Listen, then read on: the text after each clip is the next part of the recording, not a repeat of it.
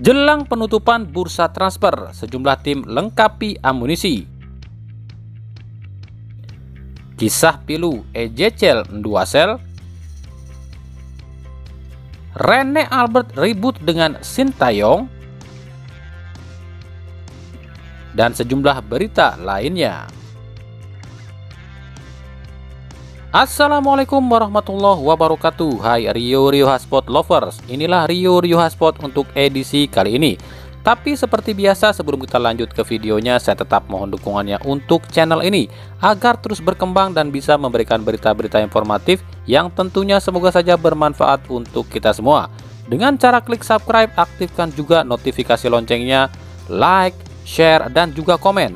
Dan inilah Rio Hotspot selengkapnya.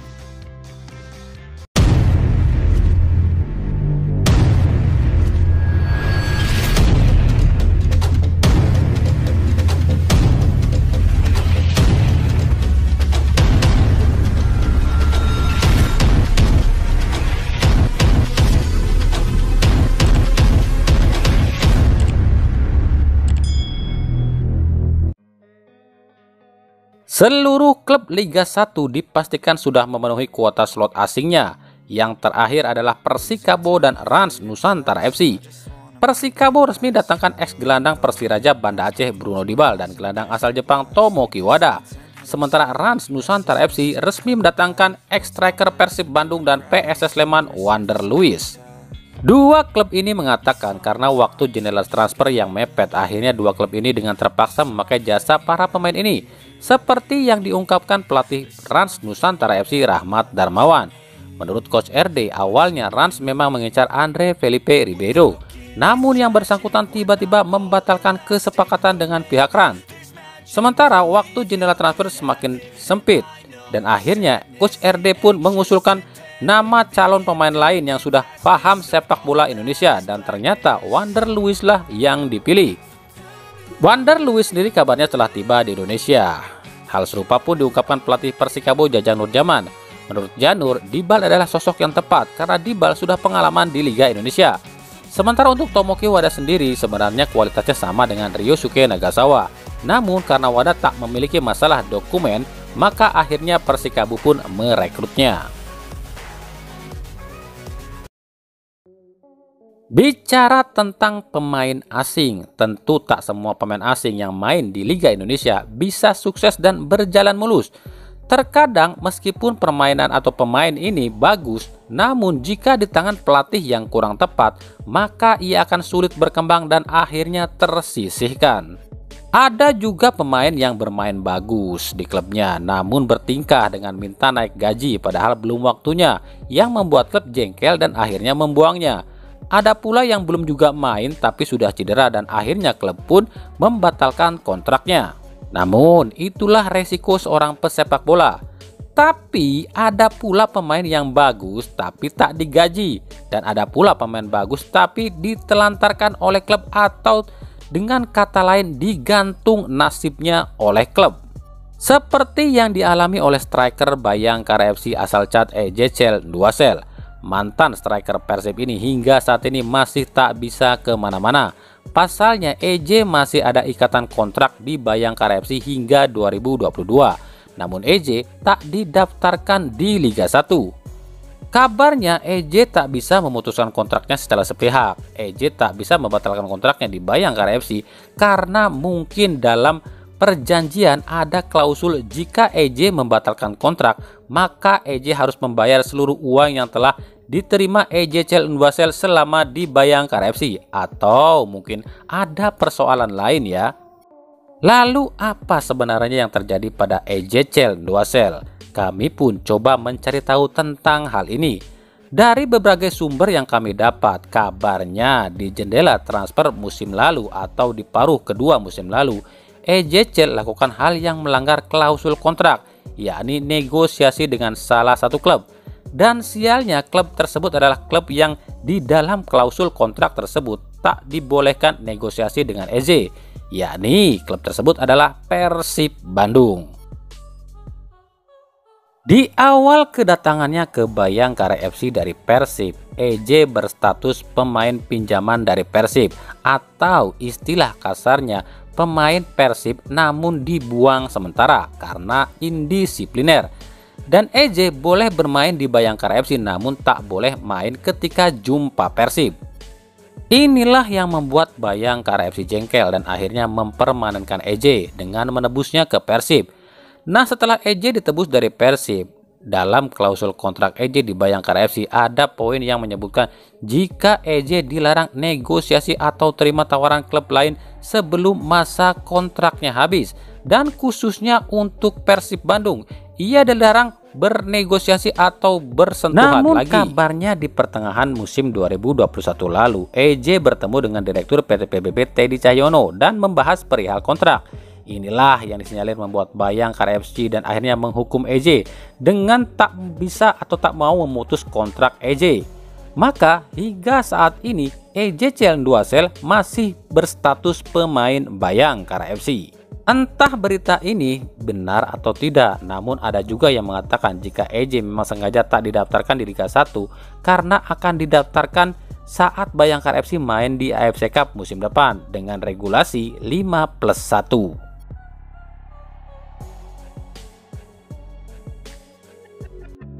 Baru-baru ini ada kabar yang mengagetkan nih, yakni tentang pelatih timnas Indonesia Sintayong yang mengomentari performa pemain timnas khususnya yang ada di Persib Bandung, yakni Klok, Irianto, Kambuaya, Kakang, dan Ferdiansyah. Rupanya Sintayong menyaksikan pertandingan Bayangkara FC kontra Persib Bandung dan menurut Sintayong, fisik pemain Persib memang masih 30% alias payah. Menurut Sintayong, ketika 5 pemain ini di timnas, dirinya telah tahu jika fisik 5 pemain ini masih 30% dan harus terus ditingkatkan. Namun ternyata pernyataan Sintayong ini justru membuat pelatih Persib Robert Rene Albert geram dan mengatakan jika apa yang dikatakan Sintayong ini salah.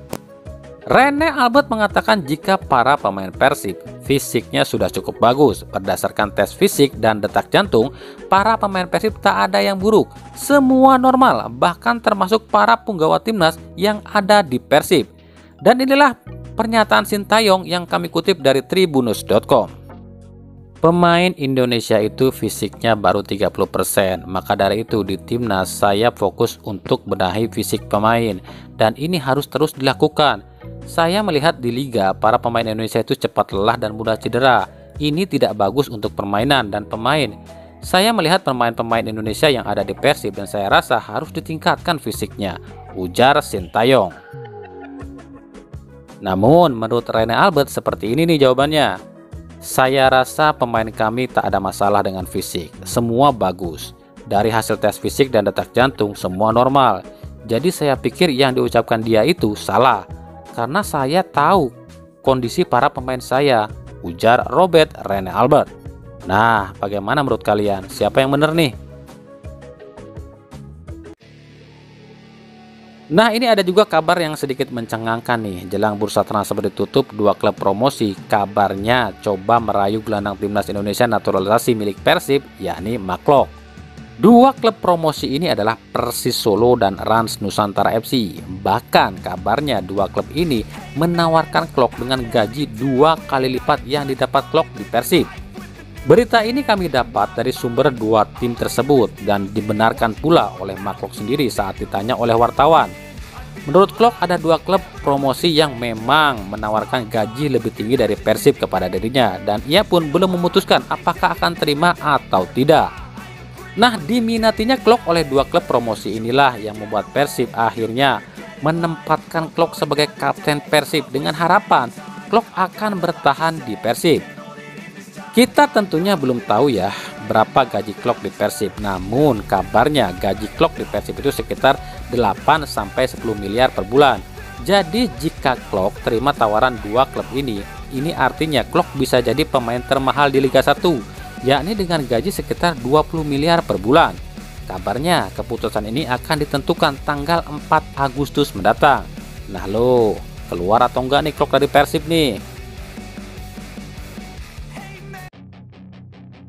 Oke, masih berita seputar Persib ya, nggak apa-apa kan? Hihi. Jadi mungkin ini ya yang kita tunggu-tunggu, yakni laga home perdana Persib di GBLA. Yang jadi sorotan adalah apakah akan ada flare lagi di GBLA. Ini yang ditakutkan oleh Persib ya. Pasalnya dendanya nggak main-main loh. Pengurangan poin plus kabarnya terusir dari markas loh. Jadi demi mengantisipasi ini, menurut Direktur PT PBB Teddy Cahyono akan ada 3 lapisan pengawasan sebelum masuk ke Stadion GBLA. Yang pertama di saat scan barcode dan penukaran tiket fisik ya. Di situ akan dicek pakai sensor apakah ada yang bawa flare atau tidak. Yang kedua pemeriksaan di pintu saat masuk. Jadi penonton yang datang itu akan diperiksa seluruh badannya agar tak ada yang lolos dan bisa membawa flare. Yang ketiga saat penukaran tiket fisik. Penonton diperiksa lagi pada alat scanning yang seperti yang ada di bandara. Jadi ketika ada yang lolos dari pemeriksaan 1 dan 2 masih bisa terdeteksi di pemeriksaan ketiga.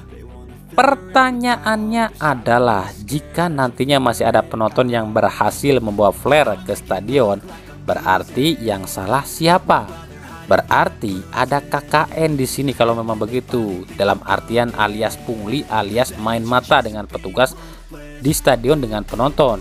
Dan ini yang harus diwaspadai oleh Persib. Karena musuh sejati itu bukan cuma dari luar saja, namun juga bisa berasal dari dalam. Patut diingat, tak semua orang yang datang ke stadion itu atau orang yang ada di dalam tubuh Persib itu benar-benar cinta pada Persib. Tapi ada saja yang justru sengaja ingin Persib hancur. Tentu urusannya adalah UUD, ujung-ujungnya duit.